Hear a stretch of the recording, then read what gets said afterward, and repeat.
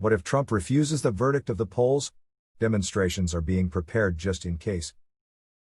We hope that everything will go well, but we must prepare for the worst. This is what Sean Eldridge, one of the organizers of a coalition which is preparing demonstrations across the United States, explains. And if Donald Trump tries to discredit the results of the poll or refuses to recognize his possible defeat. On several occasions, Donald Trump has refused to say whether he will peacefully hand over power if defeated in the November 3rd presidential election. He hinted that only massive fraud, which he claims without proof would be made possible by the increased use of postal voting due to the pandemic, could prevent him from winning, raising concerns over a peaceful handover of the vote. Power even in his own camp. It is unheard of in American political history to worry about whether a sitting president will accept the verdict of the ballot box and guarantee a peaceful transition of power, Sean Eldridge, 34, told AFP. Former Democratic candidate for Congress in New York State. He was one of the leaders of the American movement to legalize same-sex marriage before founding the anti-Trump organization Stand Up America. I never imagined having to do such a job.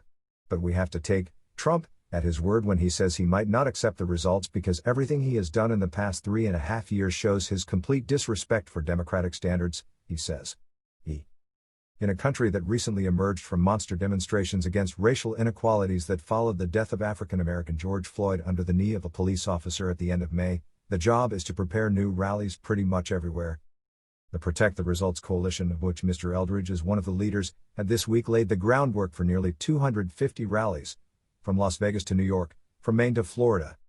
Protect the Results brings together more than 100 organizations, including environmental defense, women's rights or gay rights, and at least one organization of anti-Trump Republicans, representing several tens of millions of members, says he. If the exact locations of the protests in gestation remain to be specified, the potential participants are warned that the mobilization could begin at 5 p.m. on November 4th. Risk of violence? With the volume of mail-in or early file ballots, we have to be prepared that it may take days or more before we know who won the election. And we have to make sure that the Americans react swiftly to any pressure Trump may exert to undermine the results, Mr. Eldridge said. For his part, the U.S. president called on his supporters to be prepared to observe very carefully what is happening in the polling stations to report any attempted fraud.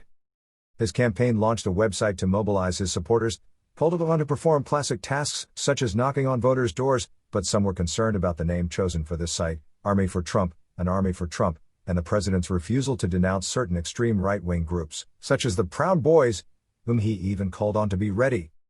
In this context, are clashes possible? According to unnamed FBI officials recently quoted by the Washington Post, federal police are paying special attention this year to the possibility of unrest, and will have teams on the lookout for any incidents, ready to respond. New York police officials have also said they are preparing for possible post-election protests.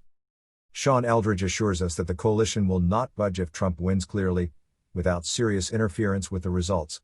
We are all hoping that we don't have to mobilize, he said.